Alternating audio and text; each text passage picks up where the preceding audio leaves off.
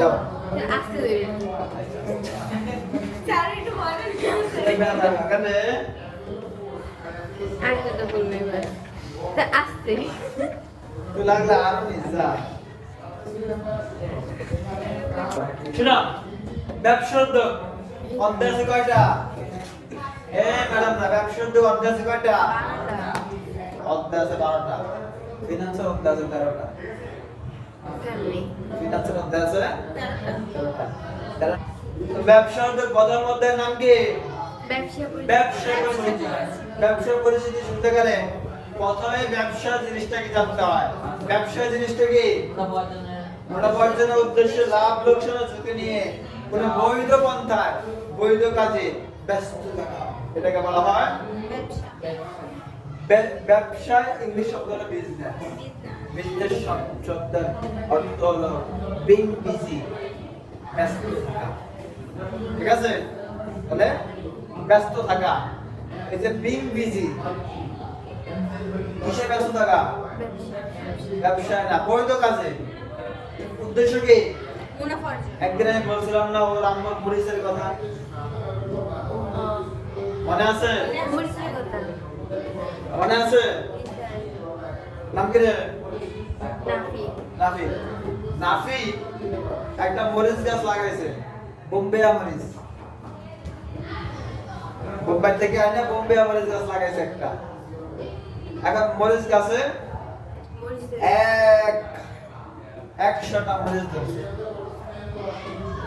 সে চিন্তা করলে 100টা মরিচ তো আর খাওয়া সম্ভব না আমি কয়টা খাই 10টা 20টা খাই বাকি 80টা বিক্রি করে দিই তিনি সাইদের দোকানে দিলেন সাইদের সাইদের দোকানে দিলেন দেওয়ার পরে সাইদ বিক্রি করলো 80টা মরিচ বিক্রি করলো একটা মরিচ 10 টাকা করে বিক্রি করলো কত টাকা করে 10 তাহলে কত টাকা মোট 800 টাকা 800 না এখন সাইদ বলল আমি সব টাকা তো তোমার দেব না আমাকে 100 টাকা দাও তুমি 700 টাকা দাও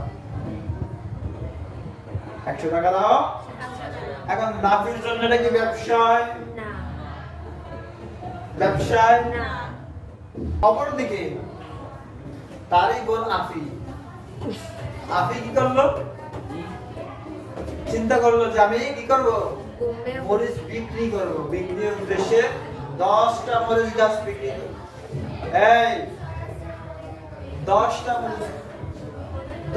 মরিচ গাছ লাগাইছে 10টা মরিচ গাছ থেকে মরিচ ধরছে 60টা কয়টা চিন্তা করলো সবটা খাওয়া যায় না 50টা বিক্রি করলো কত টাকা পাবে 500 টাকা করে হবে 50টা কত 500 টাকা কত সাইদকে দিল 100 আর রাখলো কত 400 এখন তারটা কি ব্যবসা কারণ কি সে মুনাফা অর্জনের উদ্দেশ্যে গাছ লাগাইছে তাহলে উদ্দেশ্য রাখতে হবে মুনাফা অর্জন উদ্দেশ্য রাখতে হবে মুনাফা অর্জন উদ্দেশ্য রাখতে হবে কি অর্জন তার সাথে ঝুঁকি রাখতে হবে তার সাথে এই যে একটা মরিচ গাছ সে লাগাইছে সে কইছে আল্লাহ লাগানোর সময় বলছে আল্লাহ মরিচ গাছ লাগাইলাম আমিও দিব খাবইলে আমিও খাবো ফকিরও খাবো কিন্তু পরে বেশি হয়ে না লোভে করে বিক্রি করছে কিন্তু আফি তো মরিচ গাছ কিনে আনছে বিক্রি করে ঝুঁকি নিয়ে 10টা মরিচ গাছ কিনছে নাকি ঝুঁকি নিয়ে কিনছে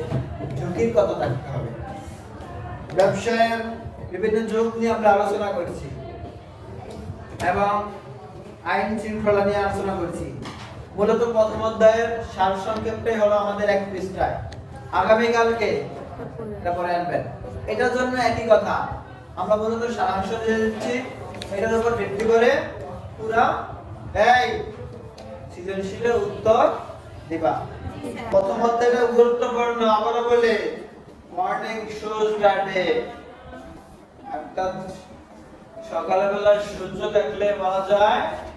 দিনটা কেমন যাবে মোসাদ্দামাকে বোঝা যায় কোন কাছারির পেয়াদা।